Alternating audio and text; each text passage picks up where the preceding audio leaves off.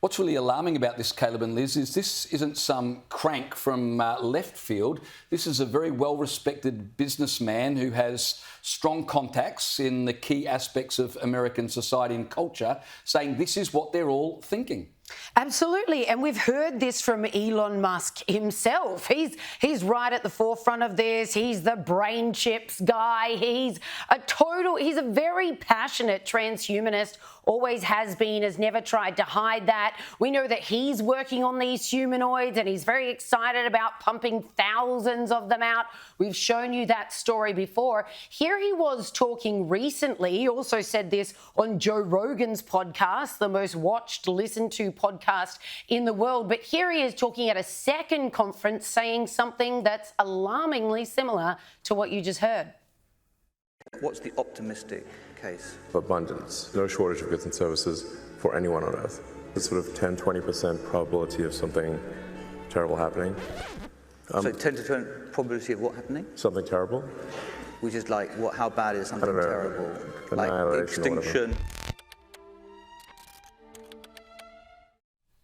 Annihilation or whatever. He just says it so carefully. It's easy to relate to it like that when you've got the capacity to build bunkers, as many of these uber rich guys have, like Zuckerberg openly talks about bunkers that he's built. The problem with this is that it's an arms race. And as this guy discussed, the countries are in such stiff competition with each other, trying to be the first to produce AGI, artificial general intelligence, and we're told that one of these companies is going to crack that by the end of this year. It's roughly 6 months away, we're told. The problem with inventing AGI is that give that thing 10 minutes and itself will create ASI, artificial super intelligence. And once you have something with the IQ of 1 million, that's what we're talking about now. It will not need human input to evolve anymore. It can teach itself things. It can learn whatever it wants. It's like imagining that an ant created you. And now that ant is trying to tell you what to do. Why on earth would you listen to it? You don't need that thing anymore. You are 10 billion times smarter than any human being on the planet. And what a lot of these tech guys are saying, I've seen so many clips of them doing this, and it's really funny to see these tech nerds talk quite hysterically. Like it sounds like, oh, are you guys nutcases? But they're the ones who would know. This is exactly what they're saying. They're like, the logical conclusion is that this thing will decide, you guys are redundant. What do we need you for? And will seek to eliminate large swathes of the population. It sounds hysterical, but when you think it through, it also makes sense because there's nothing this thing can't do. There's no one it can't control. It knows your desires. It can use deep fakes. If this thing wants the nuclear codes, you're not going to be able to stop it from getting whatever it wants. It will be able to destroy infrastructure. It will be able to do absolutely whatever it once. And that seems to be something that they're openly admitting, Caleb. Well, they all know. And yet at the same time, nobody's really doing anything about it except for building bunkers. Everyone in tech knows it, and everyone who's worked in the sector knows it.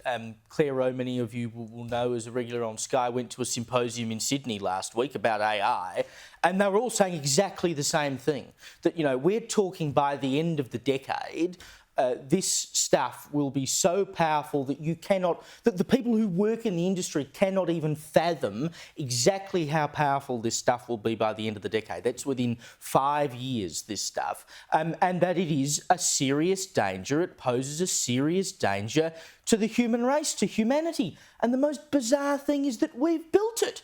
We have done this to ourselves. And I mean, you mentioned Elon Musk 2 years ago. In fact, 2 years and a month ago, it was April 2 years ago, 2023.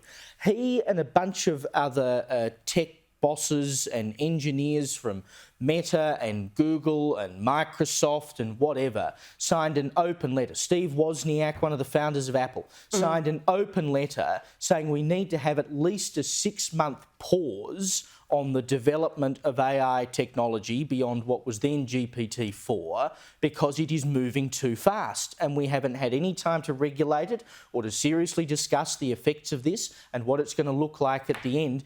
That didn't happen, and we are fast hurtling towards a world where we could be in serious trouble. And of course, we talked last night as well about what it means just at a normal human level, taking away your jobs and that sort of thing. We talked last night about, for the first time in the US, they've now got a driverless truck driving around in the US in Texas. It's got no one on board whatsoever. So you follow that to its logical conclusion. You get rid of truckies. Well, what are they all going to do? And law firms are now using AI as well. One of the largest law firms in Australia, Minter Ellison, is using AI when it's going through discovery in court cases now. So they're using AI to just, wade through vast swathes of documents to find evidence that might be useful in court. I know someone who runs a number of very successful businesses, and he uses AI for basic legal advice as well. Just, ordinary stuff that's sort of beyond his knowledge but doesn't require specialist advice.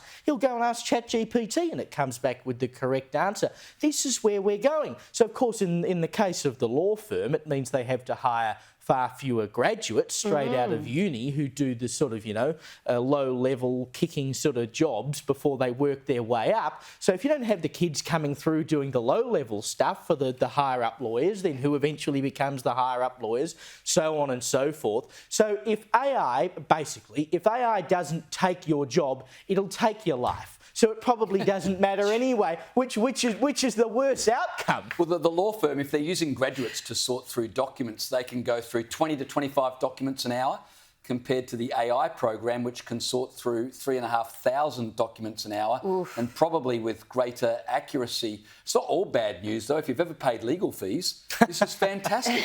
I'm sure they'll still fudge those numbers. They'll probably use AI but not tell anyone. It's like, but the fact that this thing could be able to hack into anything, we talk about hackers, this is going to be the most incredible hacker on the face of the planet. There is nothing that it won't be able to access. A lot of people think of robots when we're talking about AI. No, this thing will just be an all-encompassing presence that can talk to itself in different technologies all around the world constantly. This whole AI discussion just illustrates perfectly the paradox of human nature, right? We are the most magnificent villains.